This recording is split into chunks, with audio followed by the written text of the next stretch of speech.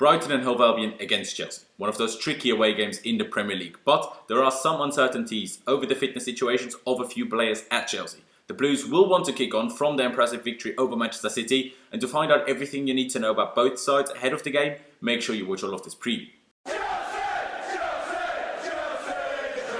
Hello there guys, and welcome back to 100% Chelsea for my preview of the Brighton and Hove Albion versus Chelsea game, obviously taking place on Sunday afternoon. And first of all, as you can see, different surroundings. I'm in my hotel room in Budapest, as we still haven't travelled home yet from obviously the VD game where we were at last night.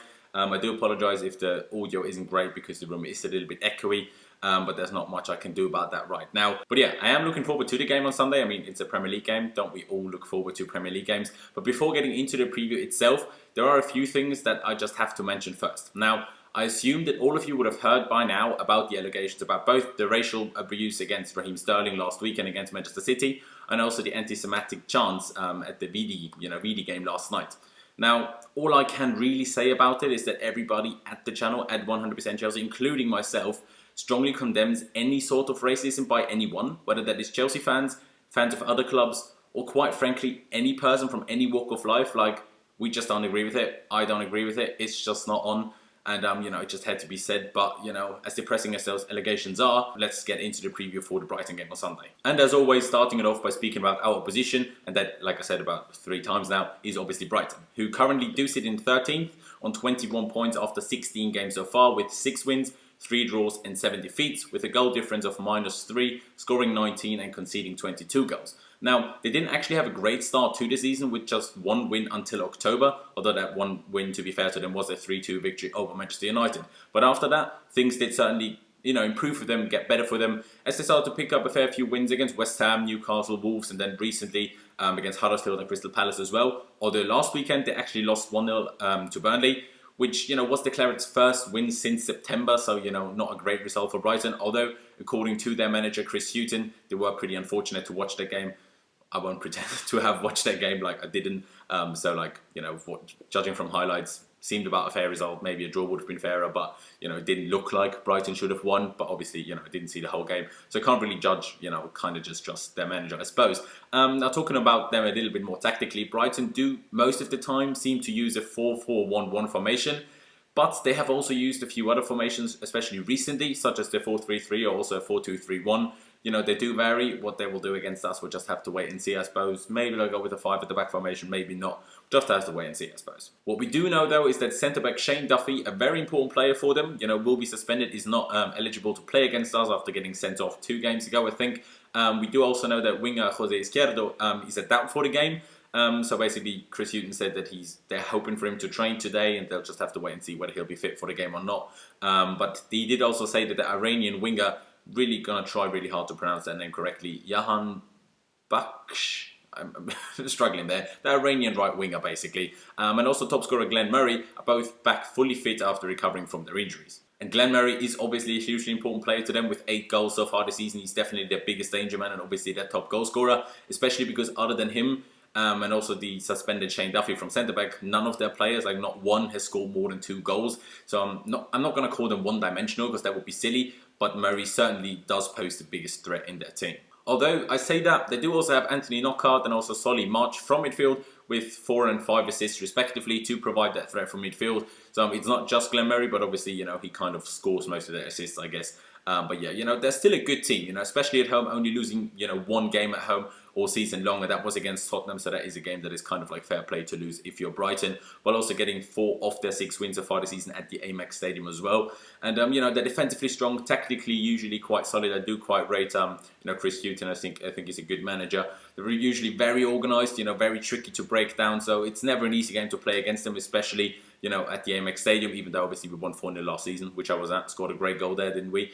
But I don't think it's going to be quite the same this year. I do think that they have improved, quite drastically. What I can say from watching them, and what I've gathered from watching them, is basically that they do seem to struggle, the most when you're playing direct football once you get into the half, or let's say into the final third. They do struggle with that the most. So, whether we will adjust to that, whether that will affect our lineup choices, which, it should do in my opinion, we'll just have to wait and see Still, it has to be said that they're not a bad team at all, like going forward either. You know, they do score goals, especially their set pieces can't be underestimated, and you know, it will without doubt be a difficult game, and there won't be a rollover at all. To be honest, that really is everything that I have to say on Brighton. But moving on from there, obviously, usually I'd be talking about Maurizio Sarri's press conference now, but as usual, no press conference after playing in the Europa League on Thursday, so we don't really have a press conference to talk about. Basically, moving straight to Chelsea and talking about the lineup that I think, you know, we're going to start, or that I think Sarri's going to start. You know, there comes an issue because no press conference. We don't know about, you know, the fitness situations of a few players. Most importantly, Mateo Kovacic, but also Alvaro Morata. Now, Mateo Kovacic obviously had to come off injured against Manchester City last weekend, and according to Sarri, was injured for the game against VD. But as of right now, because of no press conference, we don't know, you know, we don't have any definitive information or updates whether he might be fit for the weekend or not, whether he's still injured. We just have absolutely no idea. Like, we just don't know whether he'll be fit or not. I haven't seen pictures of him in training, so he's most likely to be out, but we'll just have to wait and see. And also, the same is to be said about Alvaro Morata. He obviously was taken off yesterday against VD just before half-time with a knock-on injury on his knee. He did limp after the game, is what I read from journalists that were obviously in the press zone after the game, but he was, you know, walking unaided, so he shouldn't be out for long probably, but is most likely to miss the game on Sunday, I suppose.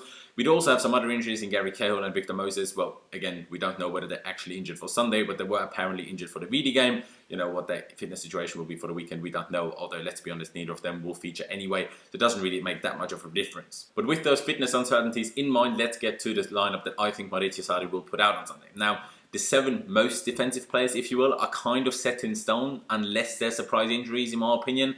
You know, again, surprise injuries that we at the moment don't know about. Obviously, Kepa Arrizabalaga will be in goal. The back four will consist of Azpilicueta and Marcos Alonso as 2 fullbacks, and then the 2 centre-backs will be Antonio Rudiger and David Luiz. And then the midfield 3 will definitely contain both Jorginho and N'Golo Kanté. But after that is where it becomes a little bit trickier. Because, you know, if Kovacic is fully fit, which I doubt, but if he is, you know, he will start. I'm pretty certain of that. He did play well against Manchester City. But what if he's not fit? Who does Sarri go with? It's basically between Ruben Loftus-Cheek and Ross Barkley. I mean, I myself would basically pick Ruben over Barkley every day of the week. Whether Sarri will do the same, whether Sarri, you know, thinks the same way, I don't know. You know, I literally have no idea. Would he prefer Loftus-Cheek? Would he prefer Barkley? As sometimes I don't, you know, really understand his decisions on who to bring on first, or who to start and who not to start, and where to start who, basically. Because Barkley recently mostly played in Europa League and then played not in the position where he would play, you know, when Jorginho and Kanté play, so maybe Ruben is better suited. I don't know. That would certainly be me. I'd start Ruben Loftus-Cheek. And then coming to the front 3, obviously Eden Hazard and with Morata's injury, Olivier Giroud are basically, you know, again, pretty much guaranteed to start the game. But what about the other wing? What about the right wing position? Now, I did mention earlier that, in my opinion, what I've gathered, Brighton are a little bit more prone to direct football. And we all know that Pedro is certainly a lot more direct than Willian is. You know, Pedro basically never slows the game down, or if he does, not as much as Willian does. And, you know, what Willian does can be good. You know, we all criticise it. A lot of us criticise it, let's say, quite a lot. But, you know, it can work sometimes. But against Brighton, when they are more prone to the opposition playing direct football, I think it simply has to be Pedro that starts. I mean, you know, yesterday when Willian started the game, I was pretty certain that Pedro would start on Sunday. But then Willian already came off after around 55 minutes and was replaced by Pedro.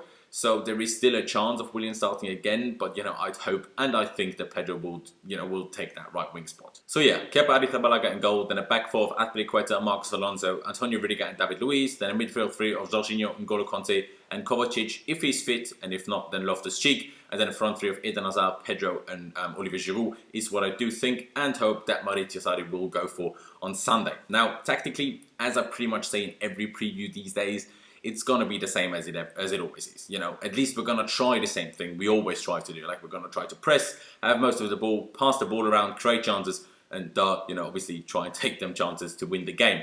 And what I also always say is that for all of that to work, what I've been saying recently at least, we need to show the intensity and determination to press as a team and also to move a lot. Because that moving a lot is so important to allow us to pass the ball quickly. And when we can pass the ball quickly is when we do start to create a lot of chances in the game. If we don't move enough, we don't pass quickly enough, and then we don't create enough chances. When that has happened to us, you know, a few times, especially, you know, before the Man City game, we've had issues with that. So let's hope that's not the case again. Let's show that same determination we had against City. Unlikely, but at least let's get close and let's obviously get a convincing win. I doubt we'll get a convincing win, but, you know, we can still try. All in all, like I said, you know, I do expect a tricky game from Brighton, But if we do approach it the right way, with the right intensity, and do what Maurizio Sarri wants us to do, we should be more than capable of getting all 3 points, especially with how much rotation was done yesterday. Fatigue, for example, really shouldn't be a problem at all. Now, in my opinion, the most likely result, at least in my mind, is a 2-1 win for Chelsea. And that's also going to be my score prediction. The score prediction I'm going to give you guys, 2-1 to Chelsea. But yeah, I mean, that's really it from me. Leave me all of your thoughts on the game, ahead of the game, down in the comment section below. Leave me your predicted lineups. Leave me your, score predictions, all of it down in the comment section below. Make sure you smash that like button. If you did enjoy the video, I didn't set a like target today because there were more important things to talk about at the start of the video. Don't forget to check out my social media, which is Laos1507 on both Instagram and Twitter, as you can see over here. And also links to both of them will be down in the description. So if you can follow me over there, that would be massively appreciated. And of course, this is YouTube, so if you haven't already, do make sure you subscribe to 100% Chelsea, and also don't forget to hit the notification bell button and choose to be notified about all uploads so you don't miss any for future videos. But yeah, thank you guys for watching. Up the Chelsea. Looking forward to Sunday, and I'll see you next time.